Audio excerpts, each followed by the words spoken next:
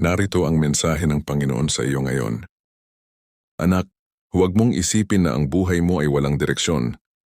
Bago mo pa man makita ang mga susunod na kabanata ng iyong buhay, may mga bagay na inihahanda na ako para sa iyo. Maaring hindi mo pa nauunawaan kung bakit may mga pintuang nagsara, bakit kailangan mong maghintay, o bakit may mga pagsubok na dumating. Ngunit hindi ibig sabihin na wala akong magandang plano. Dahil nakikita ko ang buong larawan kahit ang nakikita mo lamang ay isang maliit na bahagi nito. May mga panahong iisipin mong napakabagal ng iyong pag-unlad. May mga panahong mapapaisip ka kung tama pa ba ang iyong tinatahak. Anak, huwag kang panghinaan ng loob. Ang paghihintay ay hindi nangangahulugang nakalimutan na kita.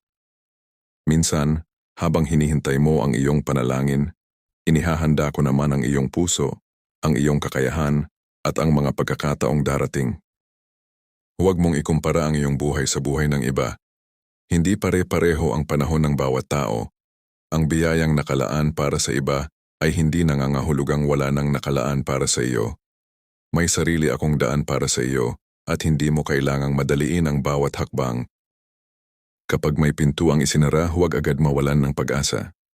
Maaring inililihis kita patungo sa isang landas na mas makabubuti para sa iyo.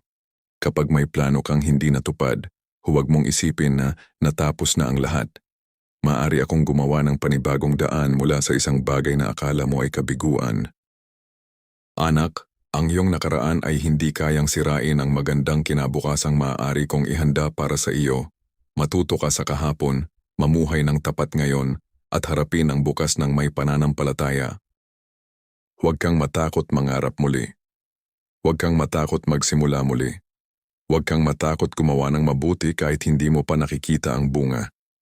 Ang bawat maliit na hakbang na ginagawa mo ng may katapatan ay maaaring maging bahagi ng mas malaking bagay na inihahanda ko. Kapag dumating ang panahon na makita mo ang mga sagot sa iyong mga panalangin, mauunawaan mong hindi na sayang ang iyong paghihintay.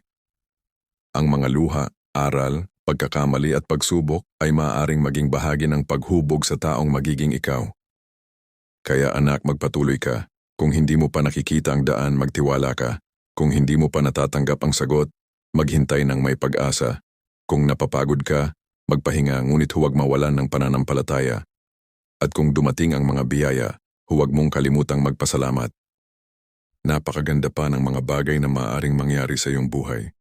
Hindi mo kailangang malaman ang buong plano ngayon. Sapat nang gawin mo ang mabuting hakbang na nasa harapan mo at magtiwala sa aking paggabay. Anak, ang kwento ng buhay mo ay hindi pa tapos. May mga bagong kabanata pang bubuksan, mga bagong pagkakataong darating, at mga bagong biyayang maaari mong maranasan. Kaya itaas mo ang iyong ulo, palakasin mo ang iyong puso, at harapin mo ang bukas ng may pag-asa. May plano ako para sa iyo. May layunin ang buhay mo, at sa bawat hakbang ng iyong paglalakbay, hindi kita iiwan. Sapagkat nalalaman ko ang mga panukalang mayroon ako para sa inyo, mga panukala para sa ikabubuti at hindi sa ikasasama, upang bigyan kayo ng kinabukasan at pag-asa. Jeremias 29:11. Type Amen. Follow, like, comment, share.